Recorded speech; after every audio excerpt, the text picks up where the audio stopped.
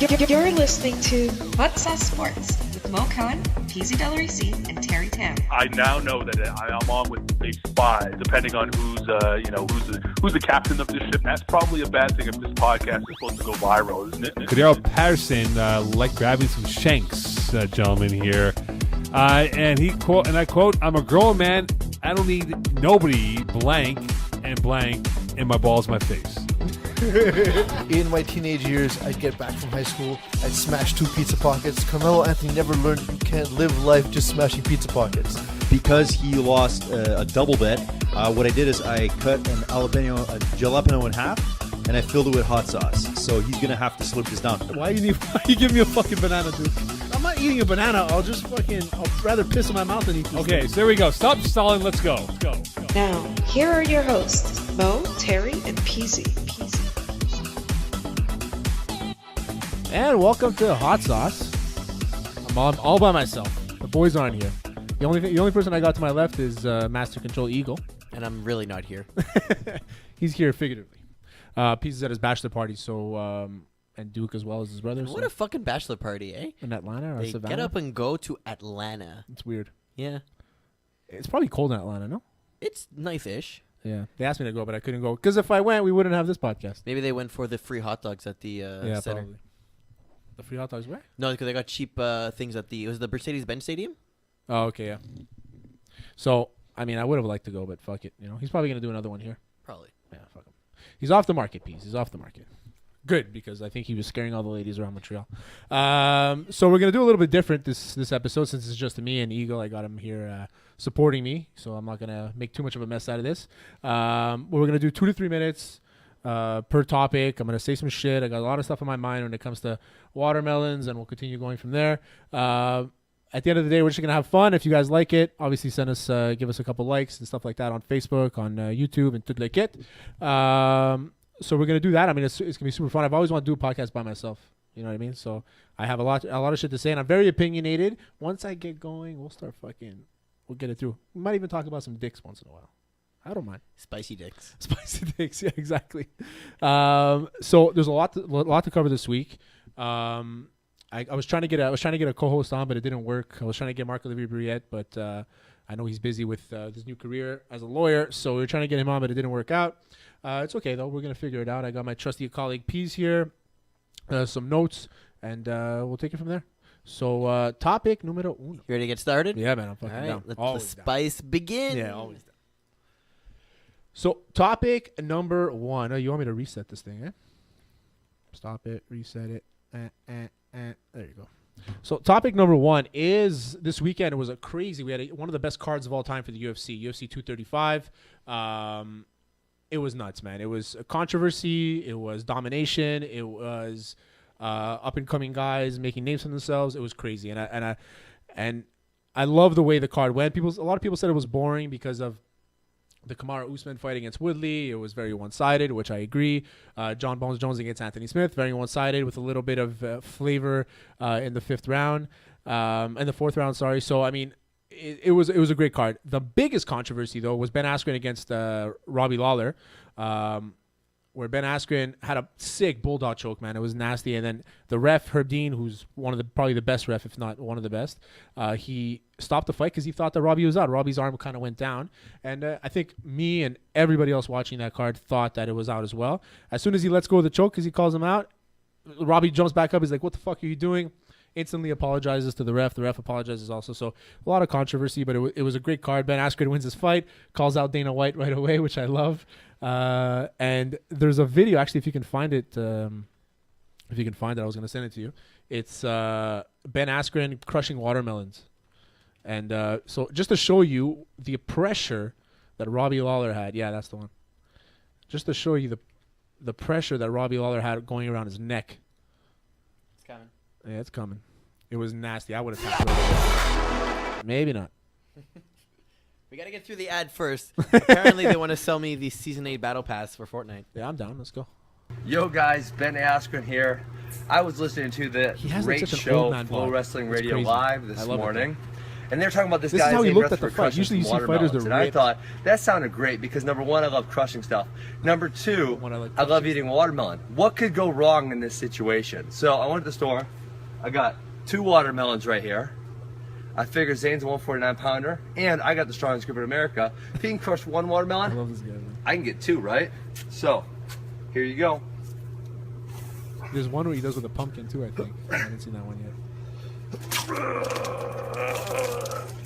So imagine Jesus that. Christ. So imagine Robbie Lawler's head was in that same grip.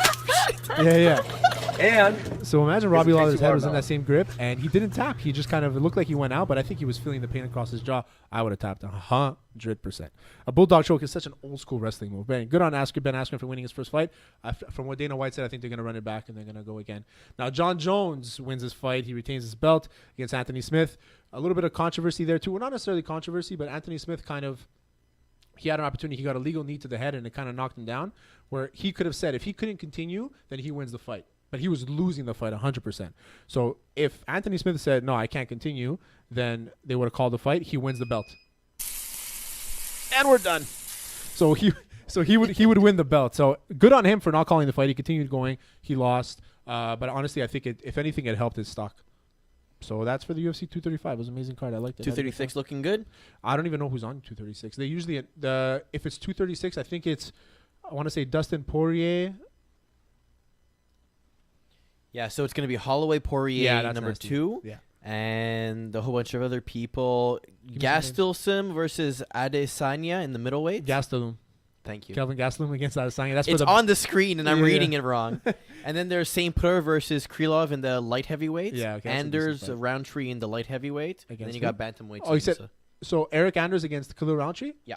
Eric Anders played for University of Alabama football. Hmm. Yeah, he's a good fighter. He's lost 2 fights in a row, but he on short notice.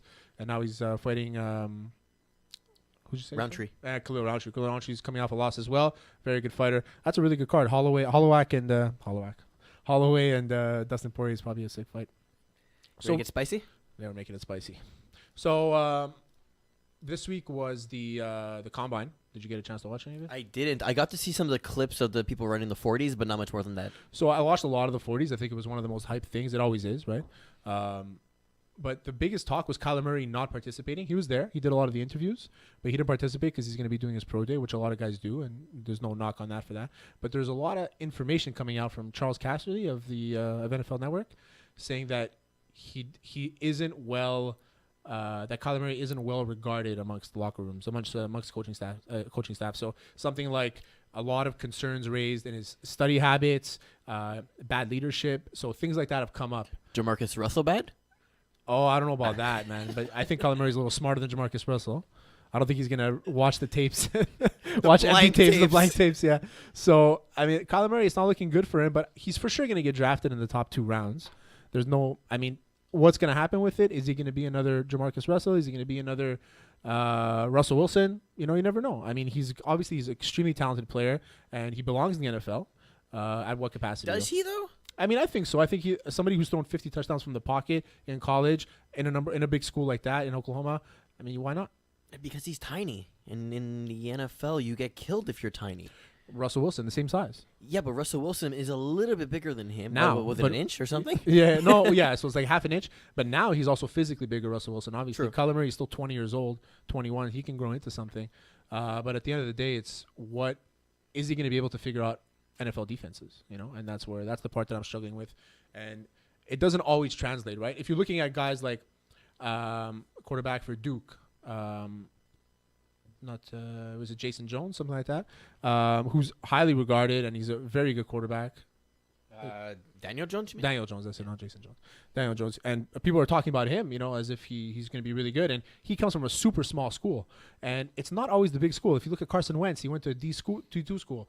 I mean, it's not always the biggest school that's going to make you – it's all about how you progress and how you develop, right? So hopefully it works out well for him. I think he should have taken the baseball contract, personally. He still can, though. Yeah, he can. Yeah. Well, he probably will if it doesn't work out after a couple of years.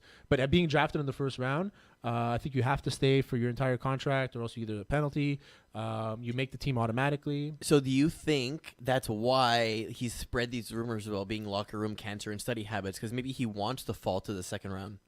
Think about it. But why? What's the point of going through the That way entire you don't process? have to wait out the whole time of a first round commitment. Well, maybe the top 3 rounds automatically make the team. They don't get cut. So that's the part of the NFL. That's a part of the NFL bargaining agreement. Automatically, all players drafted in the first 3 rounds make the team. So he'll be on a roster because he's going to get drafted in the first 3 rounds. Teams will be stupid enough to not give it to him. For sure. Oh, hot, hot, hot, hot, hot, hot, hot, hot. Hot, hot, hot. What is that? Who is that? I don't fucking know. I found the clip of it. So next topic, we're going to start with my boy Antonio Brown. Oh, this is so weird. He's so dumb, man. Yeah, NBC himself. Yeah, NBC himself, big chest himself, has a meet and greet with in an interview at his house. No furniture in the house, other than the 2 chairs. Make it look more like a trap house. You know what I mean? Make it look more like you only use that for parties and stuff like that. You know what I mean?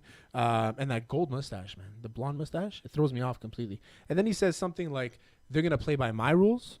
Like, who's going to play by your rules? The 52 other guys are going to play by your rules? So I was going to say, in the NBA, this would be totally fine, right? But you get to the NFL, and that's Yeah. it. You're on a roster with 51 other guys, and they're like, who the fuck do you think you are? The thing about the NBA is the most individualistic team sport. I say that often. But that's why they have so much Yeah. power. Yeah, exactly. Where the individual has power, like LeBron James. Where Antonio Brown, where's he going to go? Is he going to go to San Francisco? He's going to ruin a young locker room. He's going to go to the Colts. Maybe Andrew Luck will keep him at bay, but Andrew Luck doesn't seem like the disciplinary type. He seems more of a responsible guy that likes to that can lead a team, doesn't throw past 30 yards like Pete says. The Colts, I mean, maybe you go to a big market team like the Jets. I mean, you never know, but anywhere he goes, I think there's going to be a problem. And it gets to a point where, do you even think that Ben Roethlisberger texted him and said, "Hey, let's talk this out," kind of thing? I think they probably made a decision a while back saying, nah, we're done. Yeah, not It's even gotta worth be it. that. So at the end of the day, what's going to come of it? What's going to come of Antonio Brown's situation? He's obviously going to be signed. There's no doubt they're going to trade him to somebody. We'll see what happens at the draft in a couple weeks. So it's going to be tough to see where Antonio Brown goes. I hope he goes to a situation that'll make him. He's the best receiver in the league. So Hands down. Dan Graziano from ESPN had some funny analysis because there's been rumors about him going with the Raiders. And yeah. saying if the Raiders trade the 24th pick in the draft for Antonio Brown, Yeah. that means they have traded Khalil Mack for Brown and a first-round pick. Oh. And if they move the 27th pick for Brown, that means they would have traded Amari Cooper for him instead. Amari Cooper straight up for Just Antonio Brown. like Just think to of say, the logic behind that, right? Yeah, If yeah. you think about the swapping and everything. Yeah, it kind of reminds me of when in the Islanders when Mike Milbury made all those trades. If you look at the roster he could have had with all those picks that he had traded Yeah, away I for know. DiPietro and those guys, he had Chara ready. He could have had Heatley. He could have had a lot of guys. So if you look at it that way, I mean, it doesn't really work that way. But yeah, if you look at it that way, the value that they lost to gain one person, I don't think he's going to go to Oakland. And it's a terrible fit. I think if he goes to Oakland, it's the end of his career. Yeah, well, or the end of Carr's career. End of Carr's and the end of Gruden's career because Gruden's not going to be able to control him. No, that is true. Yeah, That is very Gruden true. will not be able to control him. Gruden does not like those types of guys that are loud. He likes passionate guys for sure, but doesn't like the loud and the me guys. And that's what he always says. That's why he got rid of Khalil Mack. Not that Khalil Mack was a me guy, but he got rid of Khalil Mack because he had a big cap and he doesn't want to overpay guys for no reason. Quick take. Where's he going to go? One name. I'm gonna say Colts. That's a spicy meatball. Oh, nice. I love that movie. It's a good reference. So the NFL Combine came. We spoke about Kyler Murray. There was a lot of guys that impressed me this weekend, and I think that everybody was talking about DK Metcalf out of Ole Miss. Everybody's talking about Dwayne Haskins. How did he do? To me, there was a few guys that really stood out. Obviously, DK Metcalf is one of them, but one that really jumped his stock was Devin White, linebacker out of LSU. The kid ran a 4.42 For a linebacker? for a linebacker. That's 4.42. insane. So you're thinking that's insane. Montez Sweat from Mississippi State ran a 4.41, and he's a defensive lineman. 6'6", 260 pounds. That's a lot of Who moving moves muscle. that fast at that size? And apparently there was two guys over 300 pounds that ran 4.5s. I couldn't find who it was. Just imagine your defense if you have a linebacker that can run that fast. Literally, you match him up with, like, usually it's Yeah. the whole thing of, like, oh, the running back, Yeah. the defensive combination, you're going to outrun him. Not in this case. Miles Garrett ran pretty fast last year. Can you tell me what he got? I forgot what. Miles Garrett ran crazy, and he's a defensive lineman too. So the NFL has become a passport, man. It's become super fast, and a lot of these guys are Garrett was transitioning. 4.64. 4.64. That's fast. That's fast. And he was like He's over 280. 4.41? Yeah, 4.41 for Holy Montez fuck. Sweat. Yeah, that's crazy. But the linebackers are going nuts, man. I was watching linebackers. I was freaking out. Even the white guys. We're running fast, you know. and then you see them backing up at the coverage, and you're like, these guys are DBs. They're not linebackers anymore. It's not like the old days where you'd see a linebacker, he'd be like 270 pounds and he ran like a 5 flat, but he'd be able to hit like a truck. Now they're hitting like a truck, running 4.4s. They're half the size, full of juice. It's crazy, man. You have to ask yourself if these guys would have been wide receivers if they could catch a ball.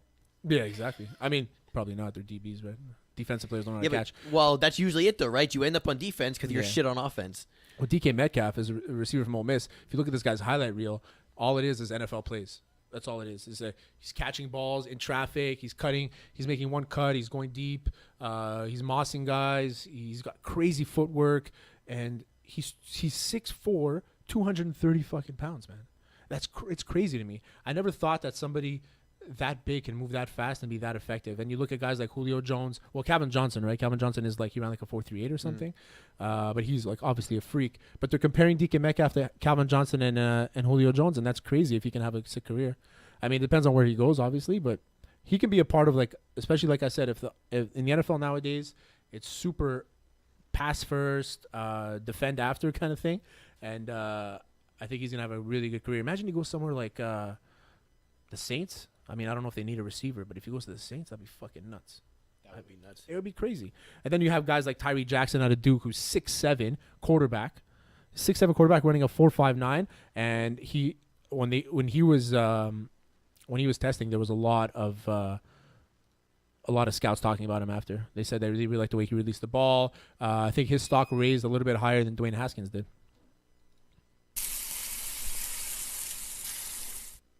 So we spoke about Antonio Brown in free agency, but there's a lot of other free agents right out there now, you know. So Le'Veon Bell, where's he going to go? Looks like he's going to land somewhere like the Jets too. Earl Thomas, that's a big signing for anybody who needs some depth at DB. I think the Cowboys are trying to go to Earl Thomas. DeMarcus Lawrence, as a Cowboys fan, I'm disappointed that he didn't want to sign his franchise tag, so we'll see what happens. The Cowboys should franchise tag DeMarcus Lawrence for sure. Landon Collins getting released from the Giants. Yeah, what the fuck's up with that? That made no sense to me. How do you give $28 million to Manning, $13 million to Ogletree, and you don't want to pay this guy? I don't get it. One of the best safeties in the league. I don't understand. One of the best young safeties in the league, not just the safety. But are they in rebuild mode or are they in win? Like I really don't get it. There must be some under your system. He's excellent, and you're not even going to try and like lock him down and move him. You're literally just going to let him walk away. Might be a locker room thing. You know what I mean? So yeah, because the Giants, that's the locker room problem. Yeah, exactly. We know they have a locker room problem, right? I guess. But it's going to be interesting to see where all these free agents go. Jadeveon Clowney as well.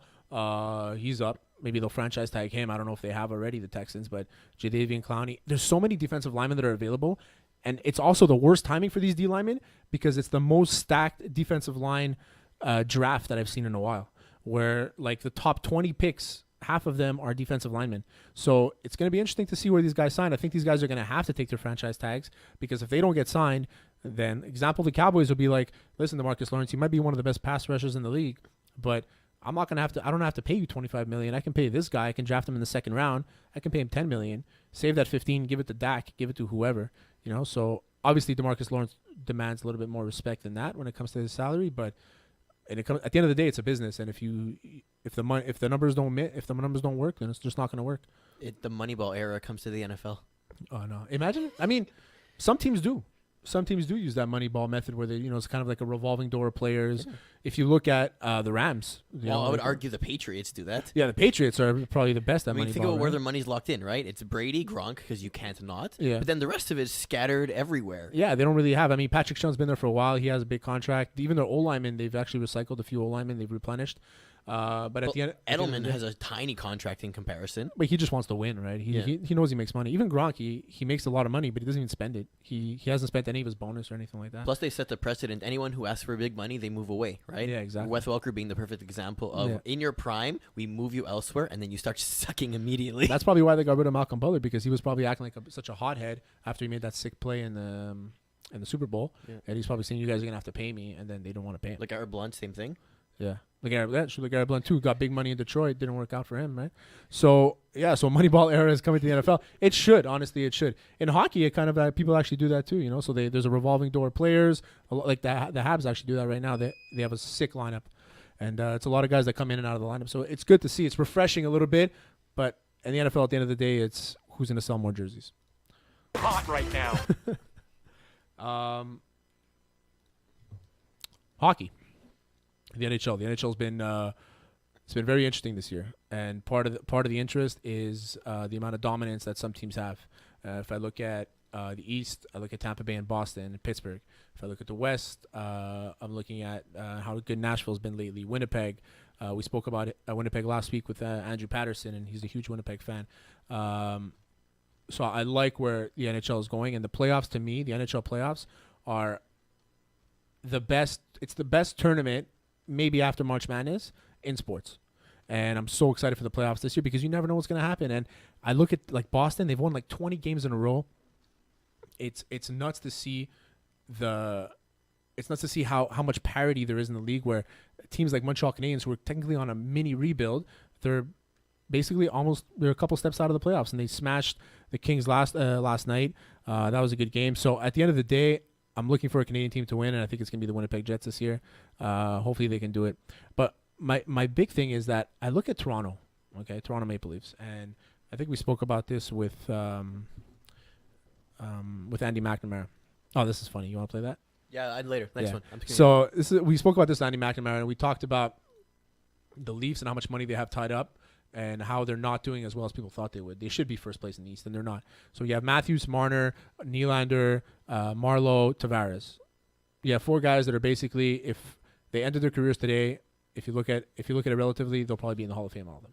And so it's tough to see that they're not doing as well. They're still in the playoffs, still pretty dominant. But it's tough to see they're not doing as well. But as a Habs fan, I love it. But as a hockey fan, it's like, yeah. So hockey fan, it's like, it's a little scary because some teams, they get slow and then they go into the playoffs and they're fucking on fire. And can they beat a team like Boston? I think so. I think they can beat a team like Boston. Can they beat a team like Tampa Bay? Maybe not. I think Stamkos is at another level. Victor Hedman's probably the best defenseman in the league. So I'm looking at Toronto as a second round bounce, and it should be interesting to see what's going to happen with the NHL, with the Eastern playoffs, because it's all over the place, man. It's all over the place. Tampa, Pittsburgh, Toronto, Boston. I find it amazing that Toronto and Winnipeg have the same projected cap hit. Okay. But Winnipeg is so much better. Yeah. And there's like no stars on the team. Like there are, but it's like names you would never really think of, right? That's it. Yeah, like Scheifele's a big star. Laney's probably their biggest star. Blake Wheeler. Blake Wheeler, captain, great fucking player. I know, but it's just not one of those things you're like, oh yeah. Blake Wheeler. Yeah. Oh, did you see that goal that Blake Wheeler put in this weekend? Nobody says that. Yeah, they signed Nathan Beaulieu this week, who's getting minutes with Trouba. You have Bufflin on the team. Hellebuck has been Brian Little. You have Hellebuck, who's been hot and cold this year. But for me, the guys like Scheifele, one of the better players in the league, man. I love that guy. Remember when Jacob Trouba didn't want to play for them? Yeah, and now look at him. Look at him the benefits, yeah. Hot right now. You want to talk about the Tavares controversy? So Tavares goes back home to New York to play against the Islanders, and they start booing him. The reason why they booed him was because he told them mid-year basically that he wasn't going to re-sign, and hate him or love it for it. You know, it's what he wants to do. He wants to win a championship. He didn't feel like the Islanders were being competitive enough. Joke's on him a little bit because the Islanders are doing really well this year. So he goes back. Toronto's playing in New York, in Long Island, and this happens. Well, this is the reaction. So they start throwing shit at him. They throw his jerseys at him. And then Sean Avery, the public defender, I guess. Hit mute. New York Islander fans. Calling John Tavares a snake, throwing snakes on the ice. Who the are they kidding? That guy played 10 years in that dump with those fans. Didn't say a word. Was a great captain. Never got arrested. Didn't say boo. You losers want to ruin his night coming back to play for you guys. What was he supposed to do? Lie during the season? Or was he supposed to give the answer that all athletes give when they know they're not coming back to a team? You greasy Islander. You guys get out cheered in your own barn by Ranger fans every time the Rangers play the Islanders in Long Island. You. He was not happy. That's classic, man. That's fucking classic. But at the end of the day, he's right. You know, because Tavares gave a lot to that city. And he brought a lot of hype to that city. He brought a lot of talent to that city as well. And it kind of sucks for him to to get treated like that, in a place that he called home for almost 10 years. Well, I was going to say, if you look at the team and everything, what they've gone through, I mean, he put up with a lot of shit. They did not have a team around him for years, and I'm sure he was asking for it, like, behind the shadows and everything. Like, McDavid's going to be in the same situation soon in Edmonton, where he's going to eventually go, fuck this. It's different with McDavid because the market was built around him. Where in Tavares, they didn't build anything around him. McDavid actually has a case because they do nothing for him. Yeah. But Tavares, they actually drafted well. They drafted Barzal. They drafted good players. It's just that it wasn't working out, and he wanted to chase a cup. And there's actually a lot of rumors about Tavares saying that he's not a great locker room kind of guy. It's about him all the time. So it's a little unfortunate. I mean, I hope that he works it out. Tavares is like Canada at its finest, right? Everybody loves John Tavares. Him in his pajamas. Yeah, but him and McDavid are a little different. I think that McDavid, being probably considered one of the best players in the league, is it's tough because they've taken away a lot of his resources. Where with the Islanders, they just didn't give him enough resources to Tavares, right? So I mean, McDavid has a case, I would say, but it just sucks to be treated like that. Imagine going back to an old job that you worked at and everybody's just throwing shit at you. Yeah. When you didn't do anything wrong, all you just did was found a better opportunity. That's all it is. That sucks. Hot, hot, hot, hot, hot, hot, hot, hot. Yeah, we'll do this. So, the NBA and what it's become. Well, the Lakers and what they've become. The Lakers have become the LeBron show without LeBron, basically. So, LeBron is... I used to love LeBron. And it sucks that he's become such a bitch. He's become such a baby. Do you think he's become one, or you think it's become more evident because he's not winning? I think yeah, okay, that's a good point. I agree that it's become more evident that he's not winning, but it was excusable because they were winning and because he had other guys around him. Exactly. Where I think he's just being a baby about this, man. I don't know what his problem is either. Like, you knew coming into this league, this season, what the roster was going to be. If you can't dominate and you can't be the guy that everybody thinks you are, he calls himself the GOAT. He says he's better than everybody that's ever played. He knows his worth, and he's still not performing at his best. He feels like he's alone. Against the Pacers a couple weeks ago, or last week, he just walked off the court 15 seconds left in the game. You know what I mean? Didn't shake anybody's hand, whatever. Last week, I forgot who they played against. They lost. He was on the first bus out. He took the bus by himself back to the hotel, and it's like, I was going to say, who do you think you are? Who do you think you are, LeBron James? Like, you know what I mean? Like, but he's always been this way. Like, think about it, right? When he was with the Cavaliers, he left and did the whole drama to go to Miami. Yeah. Then they were great in Miami for years. And when they started to not be as good, he said, fuck this, went back. And then basically had Cleveland rebuild a team around him. Still wasn't happy, said, fuck that. Yeah. And now he's with the Lakers, and it's the same story all over again. If they're not winning, he's not happy, which I can understand. But he's not approaching it in a way to help the team out. He's just approaching it to be a little bitch.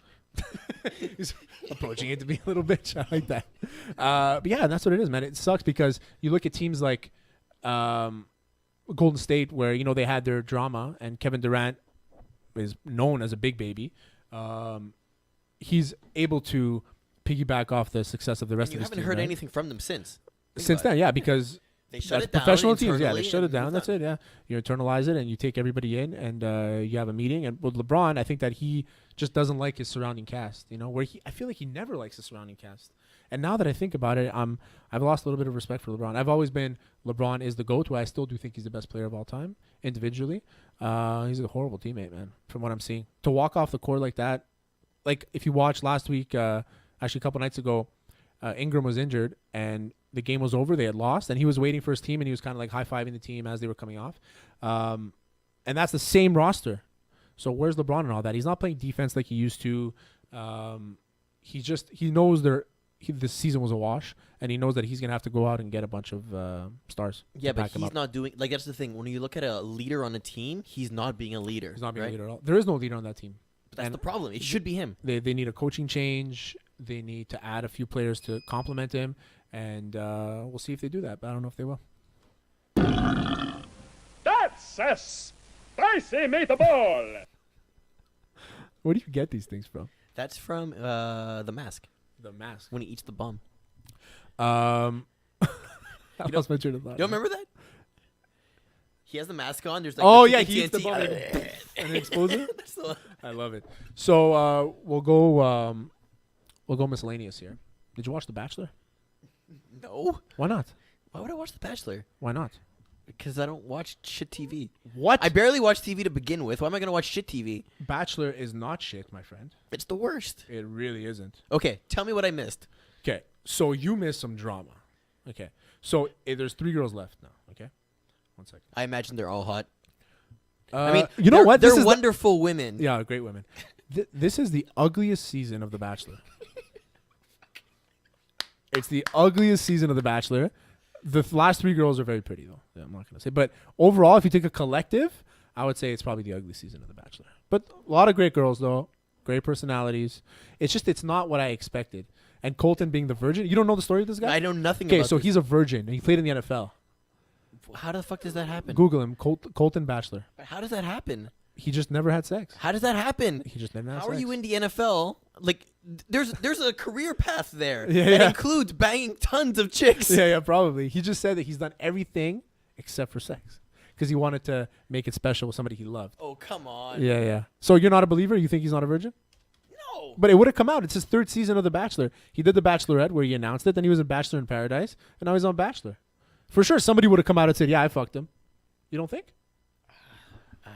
I don't see it. Anyway, so there's 3 girls left. And 1 girl that he, before even the final rose is when he proposes. He said, he told this girl, I'm picking you. But like, there's still 2 other girls that are waiting for an answer, right? And she's like, I'm not down. She's like, I thought I loved you, but I don't love you. And she's bouncing. Wow. Yeah, drama. So, and I missed. There's a Women Tell All episode. It's like one of the second last episodes. I missed it. So I'm going to watch it tonight. So this is his 3rd season on The Bachelor? Yeah, so he did The Bachelorette where he was a contestant. He made it to like the final 4, I think. And then they chose him as the Bachelor, but he went to Bachelor in Paradise. You know what that is? That's when they're shoved on an island? Yeah. But it's all like people from other seasons. Yeah. That's the best.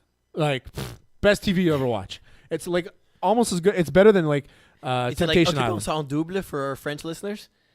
No, that's more like Temptation Island. Oh, no, maybe, yeah. Occupation Double. OD. I never saw an episode of Occupation Double. You neither? Meh. OD? I've seen clips. French guys love that shit. Yeah. So I'm balls deep in The Bachelor, man. And he's a good-looking guy. But then why is he on his 3rd season? Because he just wants love, man.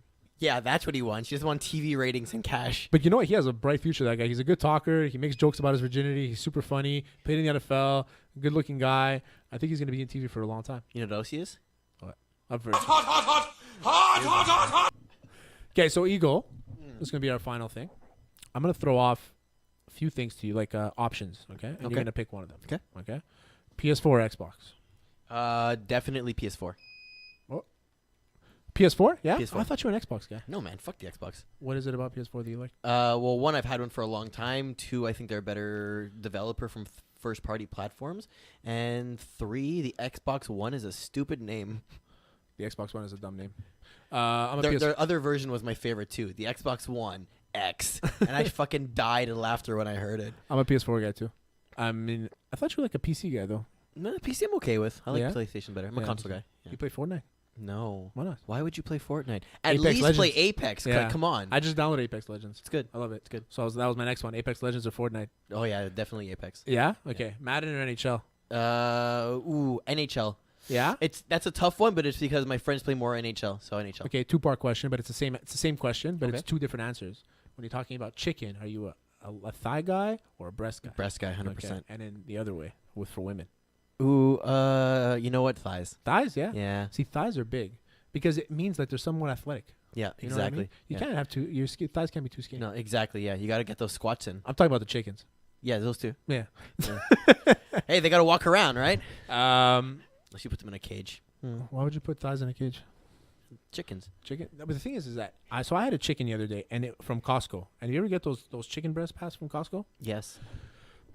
They're super fucking. You know they lose money selling those chickens, by the way? Get the fuck out of Yeah, here. it actually costs them more to manufacture those roasted chickens than it does to actually sell them. Really, But they yeah? do it on purpose because people will buy them and they'll come in and buy the $15 of potatoes. Get the fuck out of here. I swear to God. Get the fuck out. I swear to God. I'm going to go Google it right now while you keep talking. Costco loses a lot of money on certain things. Like, they sell a lot of things at cost because they know that they get a lot of consignment. But I love Costco, man. That fucking place is unbelievable. When I go to Costco, I always right away I go get those massive steaks, those massive piece of steaks there, and you get 3-pack for like $15, for like $20. and they're thick. Man, you put them on the barbecue. Salut. Nous ne sommes pas arrivés là par hasard. French commercial. I hate when they play shit. Yeah, so they sell the rotisserie chicken for $4.99, right? Just like the hot dog, it's like $1.50. Oh, those chickens you're talking yeah. about. Yeah, they lose money every time they sell a fucking chicken. But for sure, the hot dogs too. And those hot dogs, you can't go wrong, man. They're huge, and you get them for $1 with a drink. It's amazing. But Costco, you can't knock anything they do, man. That fucking place They is lose $30 to $40 million a year in gross margin on those chickens. just pick up the price of it. You'll make more money. But they don't care. They just want people in there. Exactly. That's exactly it. Yeah. Yeah, they want people in there to buy the products because everything's on consignment. I love Costco, man. So last question. I actually asked it before, but I answered it myself. What's your favorite tournament to watch in sports? It's the one time I actually like watching basketball, the NBA Finals. I really find it interesting. But it also depends on which teams show up, because sometimes it's just a landslide. Okay. But those ones that go to Game 7, fuck, are they interesting. Which, if you had to pick one sporting event to go to, which one would you pick? Super Bowl. Super Bowl, Have to be Super Bowl. Really? Yeah. It would be like Game 7 of a Stanley Cup final? Actually, no. No, because it's one of those things where you have the build-up coming into the game, right, where it's like you've already played 6 games, so it just feels like just another one with more stress, whereas the Super Bowl, anything can happen, right? Well, you can have the 2 best offensive teams, and they put up, 15 points? Yeah, it's true. Or you can have 2 shitty defensive teams, and then they just score 13-3. Which is good. I mean, it's just always fun. I mean, they still get still get the same ratings. So that's it for this week, man. That was fun. That was good. I had a good time. Yeah, it was better than I expected. Yeah? How long did we go? Like 25 minutes? I don't know. Let's keep track. Can't do math. I mean, I could. I just don't want to. Actually, look what I have on my screen right here. I'm getting ready to watch. Women Tell All. Yeah, I'm going to watch that shit when I get home. So thanks, Eagle. Thanks for partnering up with me today. Hopefully Duke and Peas are having a good time in Savannah, Georgia. Thanks for the graphics, Duke. Appreciate it. Yeah, for sure. Peas, thanks for nothing, as usual. And we'll see you next week. Don't know who the guest is, but we're going to line him up this week. Don't forget to like and subscribe. Always.